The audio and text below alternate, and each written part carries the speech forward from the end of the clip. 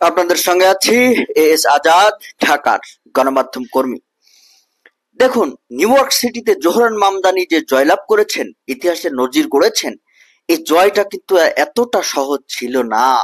কঠিন কঠিন বাধা অতিক্রম করে তাকে বিজয় ছিনিয়ে আনতে হয়েছে। মামদানির জন্য কাজটা কঠিন ছিল, তার কারণ সবচেয়ে বড় বাধা সেটা আসে প্রেসিডেন্ট ট্রাম্পের কাছ থেকে। তিনি মামদানিকে হারানোর জন্য সর্বতভাবে চেষ্টা করেছিলেন।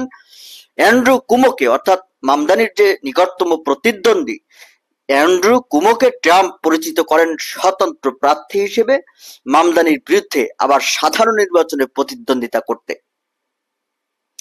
টাকা পয়সার সংস্থানও তিনি করলেন বড় ইহুদি ব্যবসায়ীদের কাছ থেকে।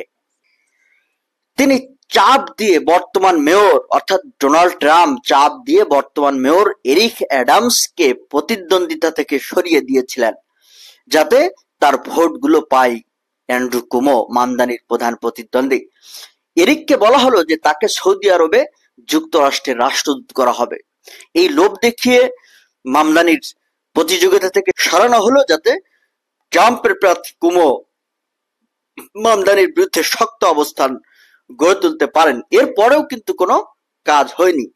এছাড়া সিনেটে ডেমোক্রেটিক পার্টির নেতা চাক শুমার সহ ডেমোক্র্যাটদের অনেক নেতা মামদানিকে সমর্থন করতে অস্বীকার করেছিলেন। চাক শুমার নিজেও একজন ইহুদি এবং ইসরায়েলের কট্টর সমর্থক, কিন্তু বিরোধীদের এত চেষ্টা সত্ত্বেও মামদানির জনপ্রিয়তা একটু কমেনি।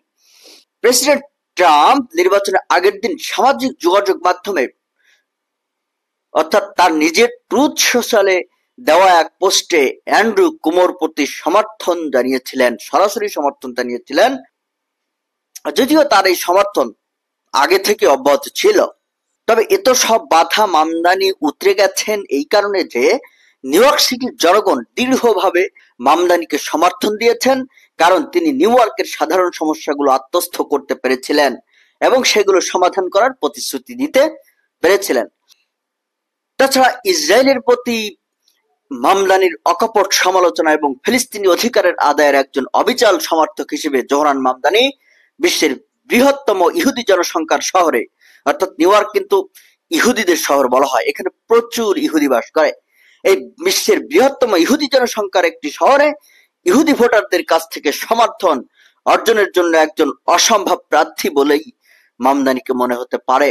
কিন্তু নিউ ইয়র্কবাসী ইহুদিদের একটি উল্লেখযোগ্য অংশ, অর্থাৎ বিশেষ করে তরুণ এবং প্রগতিশীল সংস্কারবাদী ইহুদিরাও তার তারুণ্য, সামাজিক ন্যায় বিচার এবং অন্যায়ের বিরুদ্ধাচরণে আকৃষ্ট হয়ে মেয়র নির্বাচনে তাকে সমর্থন দিয়েছেন।